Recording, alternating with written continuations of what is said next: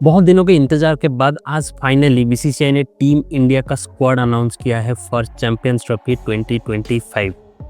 Most of the selections obvious थे, लेकिन कुछ ऐसे सिलेक्शंस थे जो कि काफ़ी ज़्यादा सरप्राइजिंग थे और कुछ ऐसे थे जो कि काफ़ी ज़्यादा हार्ट ब्रेकिंग थे। डिटेल में हर किसी का सिलेक्शन डिस्कस करेंगे, लेकिन विथ स्टैटिस्टिक्स। पहले पूरा स्क्वाड देख लेते हैं। टॉप ऑर्डर में है रोहित शर्मा एज कैप्टन, शुभमन गिल उनको वाइस कैप्टन डिक्लेयर किया गया है। उसके बाद कोहली, जायसवाल। मिडिल ऑर्डर में आते हैं केएल राहुल, श्रेयस अय्यर, ऋषभ पंत। देन ऑलराउंडर में आते हैं हार्दिक पांड्या, अक्षर पटेल, रविंद्र जडेजा, वाशिंगटन सुंदर।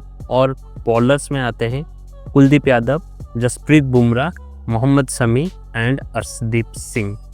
रोहित शर्मा से स्टार्ट करते हैं। कुछ लोग तो ऐसे बोल रहे थे कि रोहित शर्मा को टीम में लेना ही नहीं चाहिए, लेकिन रोहित शर्मा को क्यों टीम में लेना चाहिए, इसके पीछे दो रीज़न है। पहला रीज़न फॉर्मेट। एक तो टेस्ट फॉर्मेट में रोहित शर्मा का जो फॉर्म है उसको ओडीआई फॉर्मेट के साथ कंपेयर नहीं करना चाहिए, क्योंकि रोहित शर्मा के अगर स्टार्ट्स देखा जाए तो Rohit Sharma is the best opener available today in this world. अगर लास्ट 2 साल में रोहित शर्मा का स्टार्ट्स देखा जाए तो उन्होंने खेला है 30 मैचेस, जिनमें उनका रन है 1412 और एवरेज है 52 का, जिसमें 2 सेंचुरी है और 11 हाफ सेंचुरीज है। लेकिन इसके अलावा और एक चीज़ रोहित शर्मा प्रोवाइड करते हैं, वो है स्ट्राइक रेट। उनका स्ट्राइक रेट है ऑलमोस्ट 120 एज एन ओपनर। उसके बाद आते हैं शुभमन गिल। शुभमन गिल का अगर लास्ट 2 साल उठा के देखा जाए तो उन्होंने खेला है 32 मैचेस, जिसपे उनके रन से 1641, जिसमें एवरेज है उनका 58 का, और उन्होंने 5 सेंचुरीज और 9 हाफ सेंचुरीज लगाया है। और शुभमन गिल को वाइस कैप्टन भी डिक्लेयर किया गया है। इसका मतलब ये है कि इंडिया का फ्यूचर कैप्टन शुभमन गिल हो सकते हैं। अभी डिस्कस करते हैं विराट कोहली, जो कि काफ़ी ऑब्वियस है बिकॉज विराट कोहली इस फॉर्मेट के किंग है। उन्होंने लास्ट 2 सालों में 30 मैचेस में 1435 रन्स बनाया है विथ एन एवरेज ऑफ 65, जिसमें 6 सेंचुरीज है और 8 हाफ सेंचुरीज भी है। इसके बाद बात करते हैं यशस्वी जायसवाल के ऊपर। हालांकि अभी तक उन्होंने ओडीआई मैचेस खेलना स्टार्ट नहीं किया है, लेकिन जिस तरह से उनका परफॉर्मेंस रहा है बाकी फॉर्मेट्स में, he is the next big thing in Indian cricket. Rohit Sharma के बाद शुभमन गिल के साथ यही ओपन करने वाले हैं और ये आगे जाके बहुत बड़े प्लेयर बनने वाले हैं। अभी बात करते हैं श्रेयस अय्यर के ऊपर। श्रेयस अय्यर, जिनका 2023 वर्ल्ड कप बहुत ही अच्छा गया था, उनका लास्ट 2 साल में स्टैट्स अगर देखें तो उन्होंने 23 मैचेस खेले हैं, जिसमें उन्होंने रन किया है 884 विथ एन एवरेज ऑफ 46, जिसमें 3 सेंचुरीज और 4 हाफ सेंचुरीज भी शामिल है। ये वो प्लेयर है जो मिडिल ऑर्डर में आके इनिंग्स को बहुत अच्छा कैपिटलाइज कर सकते हैं, और 2024 में इन्होंने डोमेस्टिक क्रिकेट में भी बहुत अच्छा परफॉर्म करके दिखाया है, तो उनका सिलेक्शन तो एक तरह से ऑब्वियस ही था। फिर बात करते हैं केएल राहुल के ऊपर। केएल राहुल, जो कि 2023 वर्ल्ड कप में एज ए विकेट कीपर खेले थे, उनका स्टैट्स अमेजिंग है लास्ट 2 सालों में, जिसमें उन्होंने खेला है 29 मैचेस, रन से उनके 1091 विथ एन एवरेज ऑफ 60, और उनके सेंचुरीज है 2 और हाफ सेंचुरीज है 7। तो इस हिसाब से केएल राहुल बनते हैं इंडिया का first choice wicket keeper batsman. अभी बात करते हैं सेकेंड विकेट कीपर या फिर बैकअप विकेट कीपर के बारे में। इंडिया के स्क्वाड में संजू सैमसन को जगह नहीं मिली है, जगह मिली है ऋषभ पंत को। उन दोनों के भी स्टार्ट्स देख लेते हैं। ऋषभ पंत ने 31 मैचेस में 871 रन्स बनाया है विथ 33.5 एवरेज। अगर संजू सैमसन का स्टैट्स उठा के देखा जाए तो उन्होंने 16 मैचेस में 510 रन बनाया है विथ 56 एवरेज। तो मैं थोड़ा हैरान हूँ कि इंडिया जब स्क्वाड सिलेक्शन कर रहा था तो किस बेसिस में संजू सैमसन को ड्रॉप करके ऋषभ पंत को आगे रखा है। क्या ये इसीलिए है क्योंकि Rishabh Pant left handed batsman है, या फिर इसीलिए है ताकि ऋषभ पंत प्रोवाइड करते हैं एक्स फैक्टर, जो कि अभी तक ओडीआई या फिर टी20 में देखने को मिला नहीं है। हालांकि टेस्ट में उनका परफॉर्मेंस बहुत ही ज़्यादा अच्छा रहा है, बट ओडीआई और टी20 में नहीं है। तो यहाँ पे दोनों संजू सैमसन और फैंस निराश होंगे इस सिलेक्शन को लेके, क्योंकि संजू सैमसन डिजर्व करते थे ऋषभ पंत से ज़्यादा।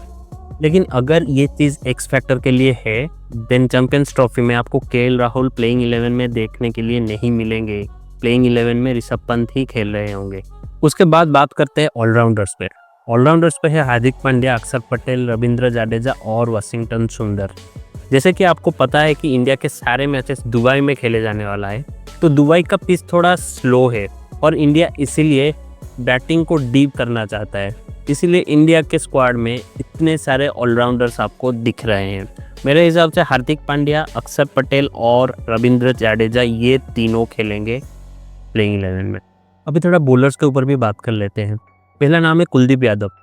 अगर उनका लास्ट 2 साल देखा जाए तो उन्होंने 33 मैचेस खेल के 53 विकेट्स लिया है और उनका इकोनॉमी है 4.46। और कुलदीप यादव का जो बॉलिंग स्टाइल है वो दुबई के पिच के लिए परफेक्टली सूट करेगा, क्योंकि उनके पास फ्लाइट, वेरिएशन, गुगी सब कुछ है जो कि दुबई पिच को बहुत अच्छे से सूट करेगा। उसके बाद बात करते हैं एक खुशखबरी की, जो है जसप्रीत बुमराह। बुमराह फिट है खेलने के लिए चैंपियंस ट्रॉफी, लेकिन थोड़ा कंसर्न तो जरूर होगा क्योंकि उनका फिटनेस को लेकर शायद अभी भी थोड़ा बहुत सवाल उठ रहे हैं। बुमराह ने लास्ट 2 सालों में 17 मैचेस खेला है, जिसमें उनके विकेट्स है 28 विथ इकोनॉमी ऑफ 4.4। उसके बाद बात करते हैं मोहम्मद शमी के ऊपर। उन्होंने लास्ट 2 सालों में 19 मैचेस खेले हैं, जिसमें उनके विकेट्स है 43 और उनका इकोनॉमी है 5.32।